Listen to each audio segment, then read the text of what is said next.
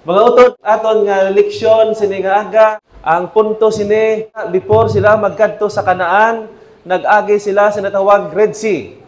Kag, anti sila man magkadto naman sa Kanaan, maagi naman sila sa natawag Jordan River. Kag, sila nakahibalo, hindi sila makakadto sa Kanaan kapag hindi sila magpakig-away. Pero ang mga taga-Canaanites, mga dagko nga mga tao, mga higante nga mga tao, nagakilala nga wala sila sang iban nga alagyan, kundi dira gid mismo sa Jordan River, kag dira man sila matupa sa City of Jericho.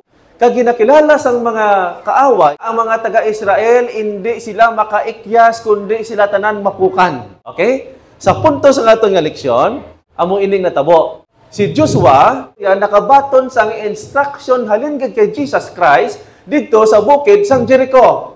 Si Joshua nagsugo sang duwa ka spy. Ining duwa ka spy ang nagmanman sa natawag nga City of Jericho. Makuha sila sang natawag balita. Gusto ko lang isuliton ina sa inyo kay may leksyon dira sa aton nga punto. Gusto sang Ginoo ipa-experience sa imo kag sa akon nga ang dagat nagbuka kag automatic ang ilang nga agyan mga utod nagmala. Kag wala kamo sang may makita o kung makita sa sinatan sa Biblia nga may ara pader nga nagbaran o kung naglipod sa tubig. Kaysa ako nga papananaw, Brother Jonathan, kabisan pa ang tubig sa tunga time, kung butangan mo sang pader, bulwaton man gyapon tungod sang pirsa o kung sang kusog sang tubig. Nga, sino ikaw ang makabutang dira sang pader nga hindi ina siya mabulwat. Pero sila nga, sa aton pa, linya kay amo ina siya ginambal sa Biblia, niya amo ina siya ang kamot sang Dios. Okay? Nagapakilala aton nung naunaon kung ano kagamhanan ang Dios. Pagi sa iya kamot, sa iya pagmando ang tubig mapati. Nga ano siya? Magpangpang. Left and right, magpangpang, automatic ang tubig niya. Gasti na da ang tubig nga tama na da kabasa. Pero paghawa sa tubig, automatic mala. Kaya amo ng kamot sang Dios. Nagapakilala, hindi basta-basta ang Dios. Nga atong ginalagad, buhi. Sila sa Biblia. Nagapakilala, ang kamot sang Dios, nga atong ginalagad, buhi. Ang Dios nga atong ginalagad. Pag-abot naman sa Jordan River, nagbuka man ang tubig, nga sila niya ang nagailig at tubig halin sa ibabaw, sila niya, nagapunong man, kag pagkalampuas na sa mga taga-Israelite, nga matabok na dito, nakatabok sila, sang dito sila sa tunga-tunga, nagmando si Joshua sa pulo ka mga lalaki nga ginpili nila, no, sa atong leksyon, nara, nga sila niya, magkuha ka mo sang bato, magpasaan ka mo bato. Kay isa ina siya ka remembrance o kon ka handumanan, nga paagi sa kamot sang Dios, ini siya ang mga bato, nakuha natin ini sa mala, sa dalom sang tubig, nga nagmala ini siya. Nga ipakilala nyo sa inyong mga himata sa uling adlaw, sa inyong mga kapuhan, nga naginhimo ini sang Dios sa inyong mga ginikanan sa una. Amo ni sa aton karon gin-present. Kadto ta sa anay sa leksyon o kun punto. Ang leksyon, ang application, ang aton kwaon, ang punto. Ano mga punto sini? Mga utod. Una ta sa pula nga dagat. Ang pamangkot amo ni, Brad, ano ang application sa pagtabok nila dito sa Red Sea, sa karon, ano ang aplikasyon sa karon nga panahon, sa karon nga mga inadlaw, anong pwede natin mabangga dito? Ang koneksyon, nga makuhaan natin application. Okay? Ang sabat mga ito, amoy ni. At itong pagtabok nila sa Red Sea, ginpakilala, subong ang application karon, amotong isa kadako nga kangit-ngita nila, pero wala sa imposible sa ila, kaya ang Ginoo nagpahawa sa tubig. Sa aton karon ang application mga ito, amoy ni. Kita karon nga mga kaanakan sang Dios, magaatubang man sa dako nga kangit-ngitan, nga ang bilog nga nasyon, sila sa Biblia, ang bilog nga nasyon, bilog nga katawhan, sila nga, nagapati, nga hindi kita kaikyas, why kita panaguan, kita magapaidalom sa lahi, nga ang mga membro sang Seventh-day Adventist papason. Kita mo nagambal ang revelation nga imbisan papagbakal, hindi ka mo makabakal. Kag subong sa aton subong nga gadget, ginambal, bisa manago ka pa sa idalom sang tubig, sa idalom sang dagat, o kung sa idalom sang kuiba. Sila nga may mga gadget na karon nga makita ka gyapon nga dito ka panago. Ang katawhan karon sa times ng persecution mga utod, atong pagtabok sa dagat sa atong aplikasyon karon, kita maatubang man sa persecution. Anong persecution? Mga utod, ano na sa nga prophecy sa persecution? Mga utod, dira na sila tawag nga the universal Sunday nga worship. Tandaan ta. Magsiling kita nga Sunday worship, atong pula nga dagat, nagsanto, magsiling kita nga Sunday, kita mo bisan ang kalendar naton ang iya nga litra nga Sunday pula.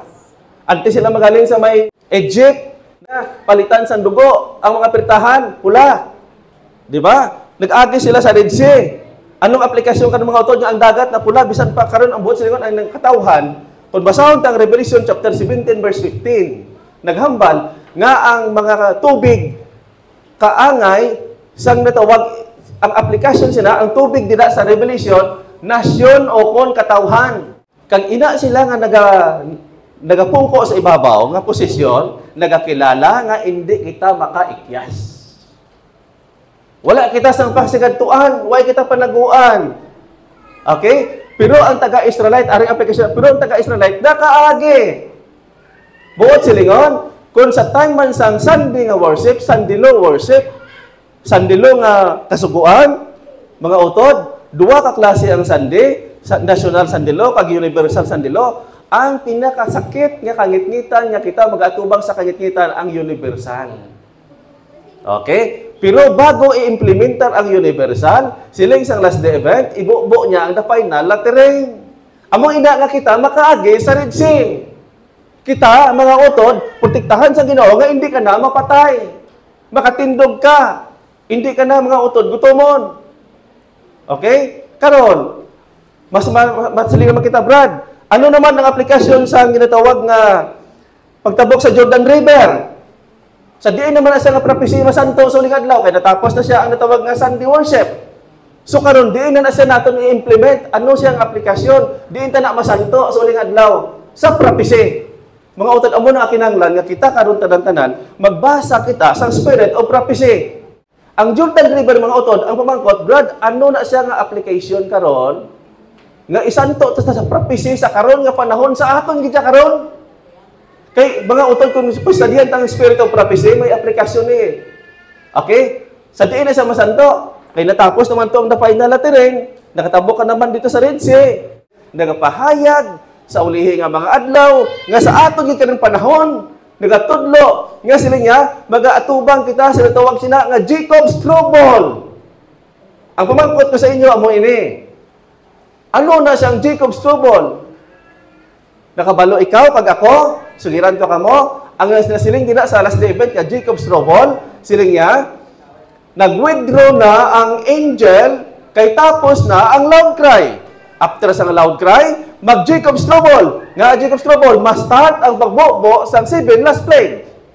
7 kalalataan. Sang nag-start ang pagbobo sa 7 kalalataan siling niya, ara man dira magasulod ang Jacob's trouble. Nga wala ikaw kung ako kakampi.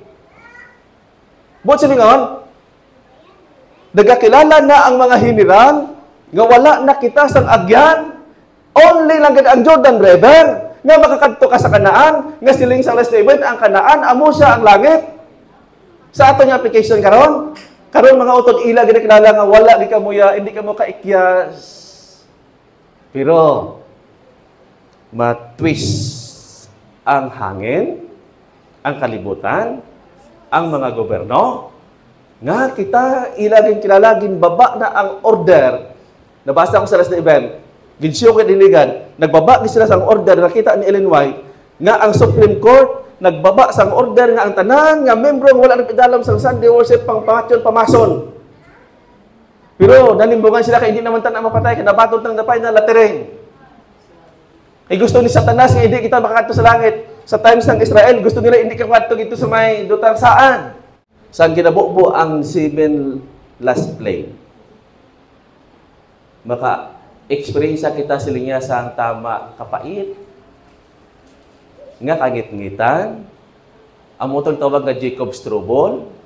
Pero sa times ng Jacob's trouble, mga utod, kay mamarcha naman na siya ang mga sundalo, nga ang tanan nga mga matutong sa iglesia nga nakadawat sang pay nga laterin nga nagloud cry nga handa na mga buhi na sila nga naabtan sang Ginoo Kay papason man, mga utod, aton talapang doon, nga siling niya gulpi lang. Pag-start nila nga mamarcha, pangitaon ng tanan nga membro kay makita man sa website. Makita man sa gadget, kung diin si Sister Limkwang ko kapanago. Bisan diin ka pa makadto, makita man. Mga utod, pag-start sila nalinway sina, ang nami nga istorya sini, nga mamarcha sila kay kita pang papaso na. Ambot, way takaway na sulat sa last event kung ano nga armas nila gamiton nga kita maupod, mapudpod. Pero siling nga, pag-start nila marcha, magulpi dulom ang kalibutan.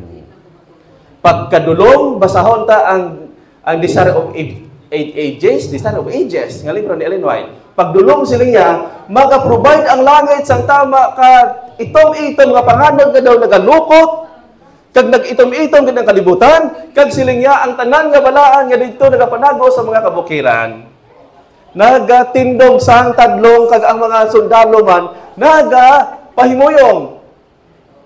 Hindi man sila makastep kasi nga basi madasma sila o kung matugalbong sila kay way siya sa makita kag siling sang last day event. Siling niya sa madili, madugay, sa tunga-tunga siya ng kagabihon, ginadres niya sa tunga-tunga siya ng kagabihon, buot silingon, pag sininga time, nga nagulpi dulom, gingalan sa last event nga gabi, kay duluman, kag ginadres niya sa tunga-tunga siya ng kagabihon. Buot silingon, inuras lang. Pila man lang ka oras ang halin sa dulom pag mag-aga? Halin, alas 6, madulom. Alas 6 man, masanag. Pila? 12. Buot silingon niya sa tunga-tunga siya ng kagabiyon sa kadulom sa application atong karon mga utod. Siling niya, may mag-abot dira sa langit nga mag-amat-amat siya sa ang buka ang panganod kag may magagwa nga himaya ni Jesus Christ. Ayan. Kag pagwa sang himaya ni Jesus Christ tugtog nga nagapaba ang second coming.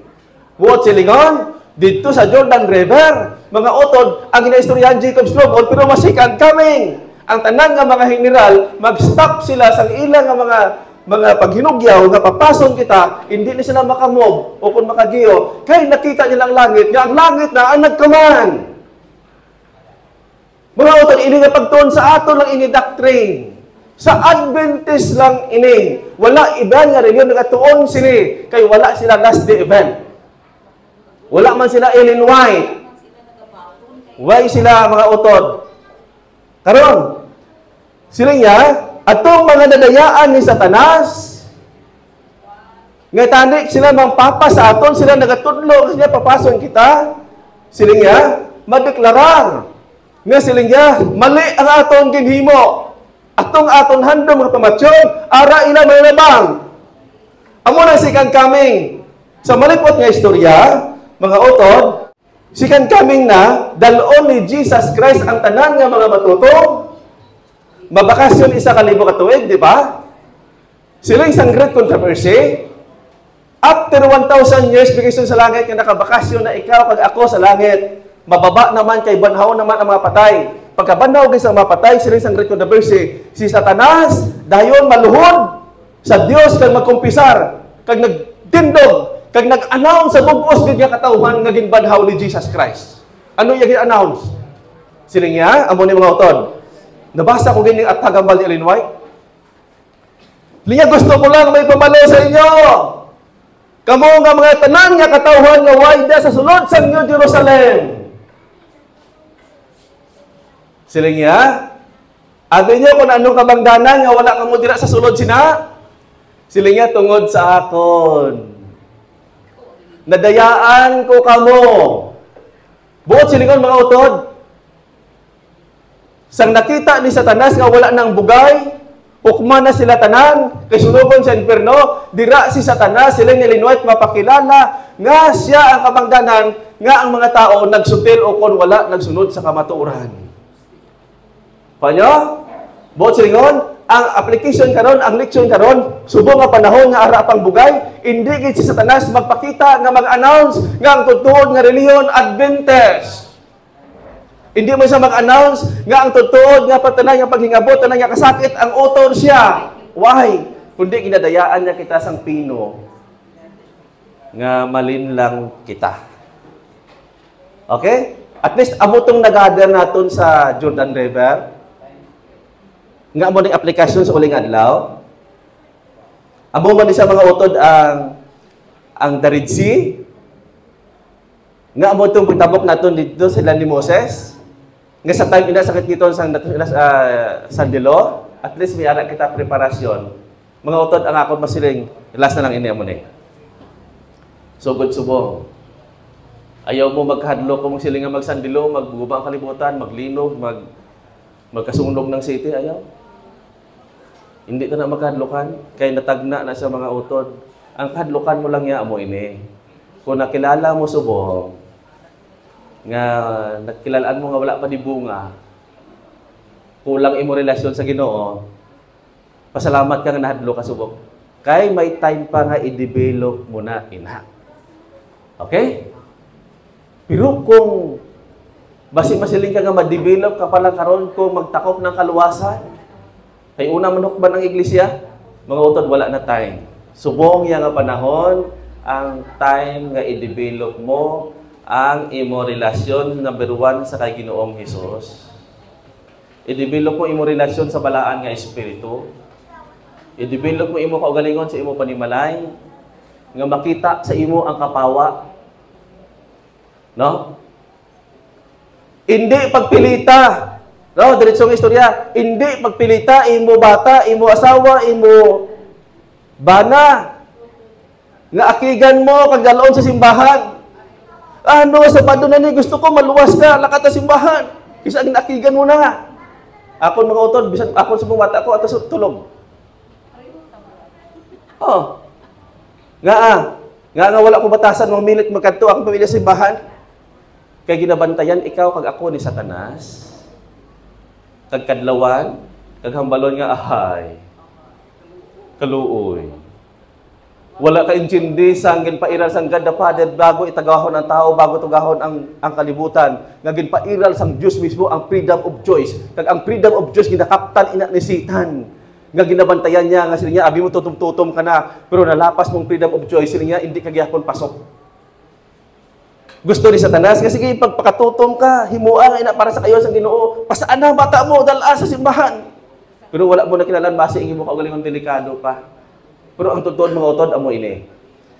I-develop yang imo relasyon sa balaan nga espiritu, before the close of provision, sila yung White, o kung before ang bata mo mapatay, makita sang bata mo ang himaya ni Ginoong Hesus sa imo, makonvert siya, kag may pasensya sa Ginoo, kag sa imo.